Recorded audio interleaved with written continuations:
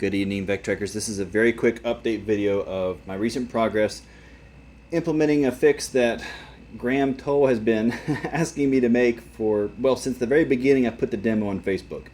Graham Toll has been telling me, hey, you're getting the scaling wrong, and he's absolutely right, and it makes a big difference. So one thing in my last video I forgot that the items in row A, which is the farthest row away, they weren't actually showing, so you didn't even see them. So you weren't seeing them until they were in row B, so that was part of it. But the biggest issue that Graham brought out is the fact that items like the trees and things coming towards you, they were coming in fast as they were small, and then they were bunching up and getting slow as they got larger. Okay, that's the opposite of real life, right? In real life, as things get closer to you, they speed up if you're driving down the street, right? So now let me check my lighting real quick here. Yes, it's okay, I guess. At any rate, so that was a big issue, and that's been an issue since the very beginning. Thankfully, with the new grid style that I've got going on, and I'm just bringing this up as a demo so you can again see sort of how the code's working, and you don't really see the row A and B as much, I think, in here, but at any rate, because they're sort of closer together. So imagine we're going down this path, and if you take 14 steps forward down the path, items in row A, in the farthest row away, they grow by 1%.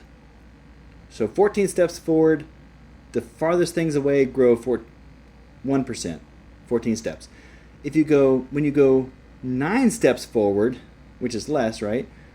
The items in row B, which is the next furthest, they grow 1%. If you go, I think it's 5 steps maybe forward, then I may have just said that a minute ago.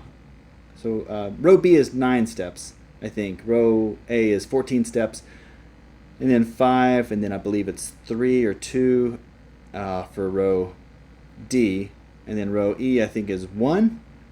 And then when it gets to the last one, every single step you take, things move forward. So that's why when things get closer, like this little turbo sign, when it hits me, you see it kind of sped up, right? That's because it was close. It was in the speed up row, basically. I couldn't have done that on any of my previous versions because all the previous versions, like I mentioned, things were, there was no rows. It was just like I was shooting them at the screen basically from this direction and saying, you know, go forth.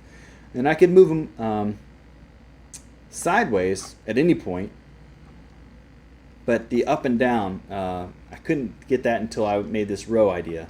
So now you see they're kind of going up and down. The mountains are still going up and down as well. I got rid of the curving horizon line for now until I figured out exactly what I'm going to do with that. So this is just a small little horizon line in the distance there. So several things I need to do before I'm going to leave this alone after that point, hopefully, and start building things like, you know, animations and characters and actually make this into a snowmobile instead of a square. But several things. One thing is right now there's a limitation that I've put on it. I don't allow there to be any more than 9 items on the screen. Once the 9th item slot is full, nothing else can be loaded in until these 2 trees come off, and then I can add 2 more trees in the back, or a tree and an item.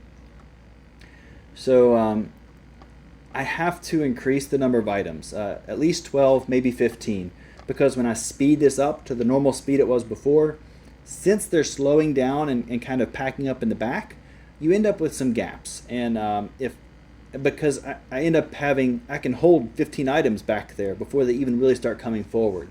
So I have to really get a good balance there to where that looks good and is not heavy on the processor. So I'm going to have to revisit my drawing technique for that. Several other things. That was a big one. Another one is now they're scaling to 120%. That causes an issue. You'll see if I go to the far left, on the right you get a flash every time they go off. That's because that's what the Vectrex does. Flashes when it goes off if you're trying to draw off the screen, and I don't like that in pole position because that flash it makes you not feel like you're in the zone. Like I'm in this dark night scene going into it, and then there's a flash to the side like someone's taking pictures, right? So I want to get rid of that. However, the way it was previously is they just disappear when they get full size, and that's distracting too. And that's especially noticeable like in games like I think it's Narrow Escape.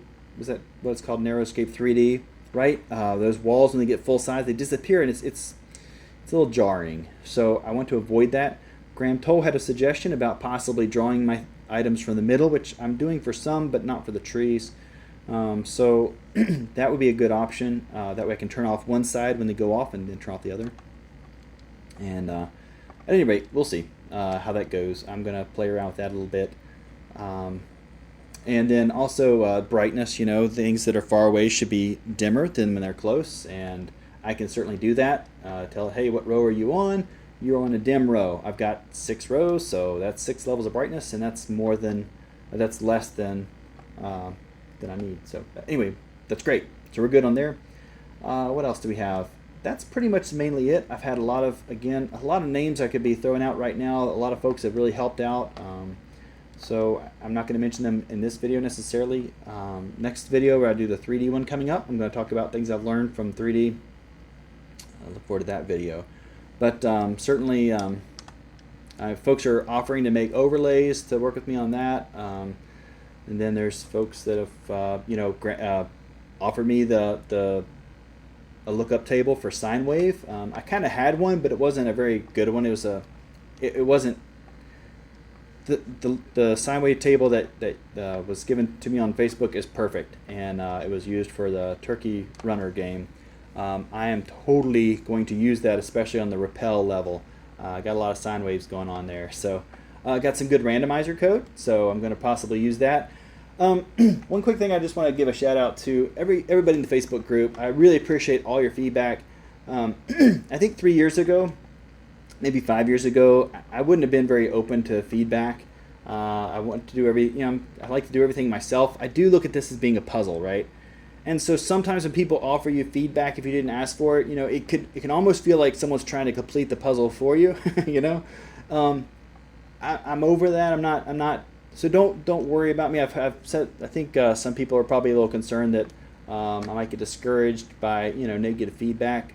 No, I welcome that and I appreciate it, and I think it's making this into a better game. So don't worry about my feelings getting hurt. You don't have to stand up for me or anything like that. Appreciate those who are enthusiastic just like myself. So I've got enough enthusiasm that that I can take criticism. So I do appreciate the criticism I get. That's all I'm trying to say. And back to the puzzle analogy, I do feel like it's like building a puzzle, but I'm certainly not above asking people for some help with where does this piece go. So I appreciate things like I mentioned, the sine wave code, the randomizing code. I mean, Vectrex randomize is not a good algorithm. I've got an idea on what I'm going to do with that, but we'll see. So I may end up using what was given to me. But all right, appreciate everyone's feedback time. Thanks for watching. This video turned out to be longer than I expected it to be. Look forward to great things ahead. About done. Thanks. Have a great night.